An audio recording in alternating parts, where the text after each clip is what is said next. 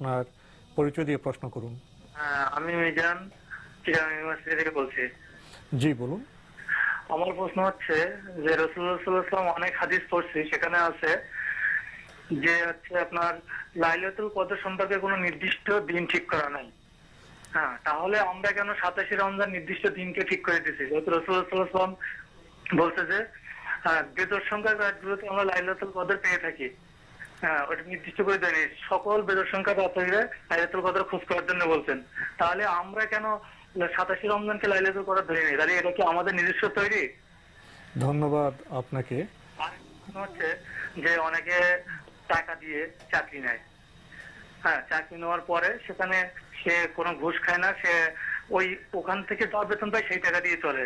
তাহলে কি তার চাকরিটা অবৈধ হবে? সেই টাকাতে, সেই চাকরি থেকে যে টাকা ইনকাম হয় সেটা কি অবৈধ হবে? ধন্যবাদ আপনাকে। উনি বলছেন যে রাসূল সাল্লাল্লাহু আলাইহি বলেছেন যে বেজর রাতে কদর হবে।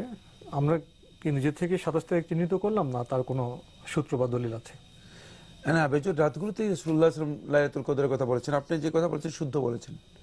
সুতরাং লাইলাতুল কদর কে নির্দিষ্ট করে নিচ্ছে? কেউ নির্দিষ্ট করার সুযোগ নেই। কিন্তু কিছু কিছু রাতকে মানে রাসূলুল্লাহ সাল্লাল্লাহু আলাইহি ওয়াসাল্লাম ইম্পর্টেন্স দিয়েছেন, গুরুত্ব দিয়েছেন। তার মধ্যে 27 রাতকে রাসূলুল্লাহ সাল্লাল্লাহু আলাইহি ওয়াসাল্লাম তার সাহাবীদের আমল দ্বারা গুরুত্ব সাব্যস্ত হয়েছে, সালাফদের আমল দ্বারা গুরুত্ব সাব্যস্ত হয়েছে।